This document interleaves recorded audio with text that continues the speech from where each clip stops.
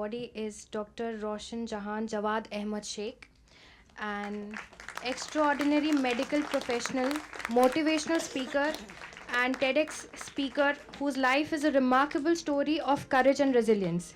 A train accident survivor and bilateral lower limb amputee, she overcame a 96% disability to become the first candidate in India with such a high degree of disability to complete an MBBS and pursue a postgraduate medical degree.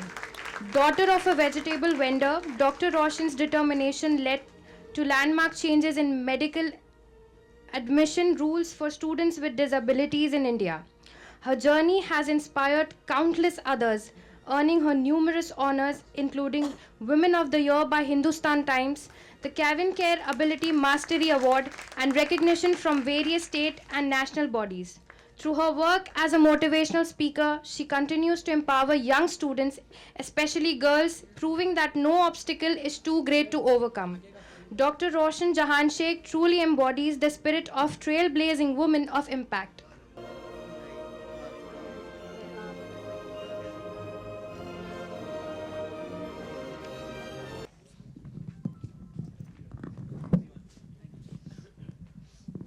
Assalamu alaikum wa rahmatullahi wa barakatuhu.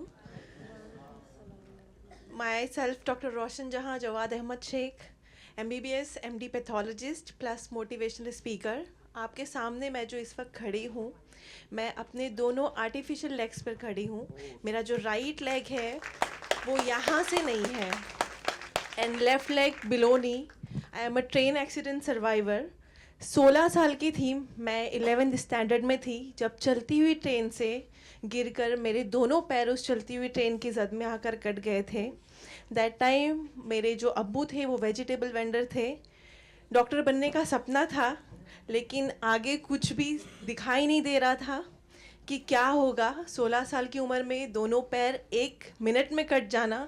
Family के पास पैसे नहीं थे लेकिन उस वक्त भी मेरे family और मेरी अम्मी ने मुझे अल्लाह पर फेथ का लेसन दिया, अल्लाह पर यकीन की राह दिखाई कि बेटा अगर अल्लाह आपके साथ कुछ ऐसी चीज़ ले रहा है जो आपको बहुत, जिसे आप चाहते हो, जो बहुत करीब है आपके, तो अल्लाह पर इतना यकीन ज़रूर रखना कि आपको उसके बदले वो कुछ ऐसा देगा जिसका आपने कभी तसव्वुर नहीं किया होगा, जो आपने कभी दुआओं में नहीं मांगा होगा. और आज वो दिन है. और जब मैं डॉक्टर बनी उस वक्त मुझे रियलाइज़ हुआ कि मेरे लिए 2 मामूली पैर थे लेकिन अल्लाह ने अल्हम्दुलिल्लाह मुझे एमडी पैथोलॉजिस्ट डॉक्टर बनाया, मोटिवेशनल स्पीकर बनाया, करोड़ों लोगों के लिए एक मोटिवेशन इंस्पिरेशन बनाया जो मैंने कभी अल्लाह से नहीं मांगा था. तो बहुत दास्तान बहुत लंबी है मेरी, लेकिन मैं बस यही कहना चाहूँगी कि मैंने हिम्मत नहीं हारी, अल्लाह पर से यकीन नहीं डगमगाया.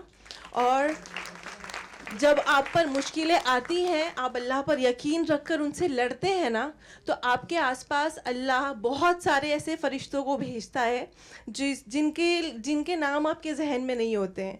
तो उनमें से बहुत बड़ा कंट्रीब्यूशन रहा है सर अमीन पटेल सर का मेरी लाइफ में.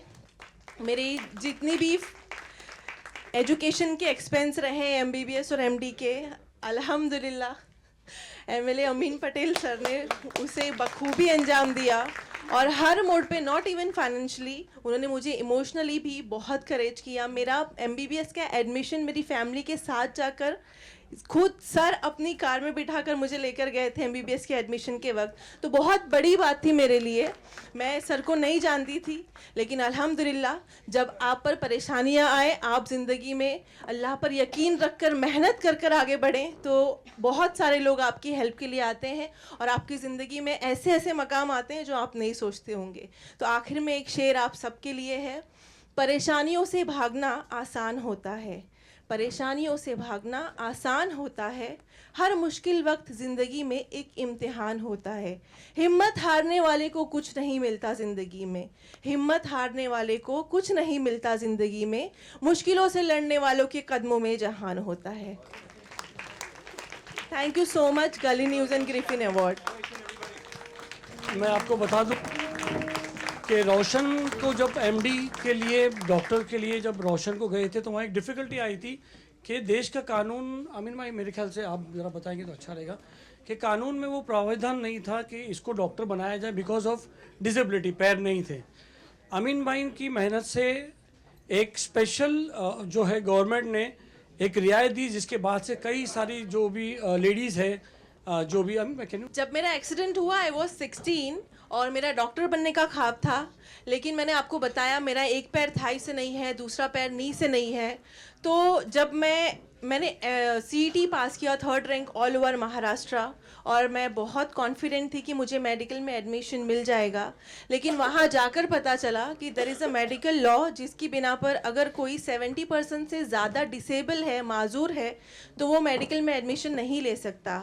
मैं 96% डिसेबल हूँ अकॉर्डिंग टू दैट क्राइटेरिया, तो उसकी वजह से मुझे मेडिकल में एडमिशन नहीं दिया जा रहा था।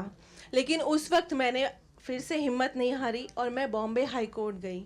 सर के रेफरेंस के थ्रू बहुत अच्छे वकील मिले, बहुत सारी हेल्प हुई, और उस बॉम्बे हाई कोर्ट में मेरा पहला केस था कि 96% माजूर लड़की सिर्फ मेडिकल में एडमिशन के लिए लड़ाई कर रही है, वो भी मेडिकल काउंसिल के अगेंस्ट। तो अल्हम्दुलिल्लाह 3 महीने मैंने लगातार फॉलोअप किया, मेरी हियरिंग होती थी, मैं रोती थी, अल्लाह से दुआ करती थी, लेकिन मुझे यकीन था अल्लाह की ज़ात पर कि अगर अल्लाह ने मेरी किस्मत में लिखा है तो मुझे डॉक्टर बनने से कोई नहीं रोकेगा।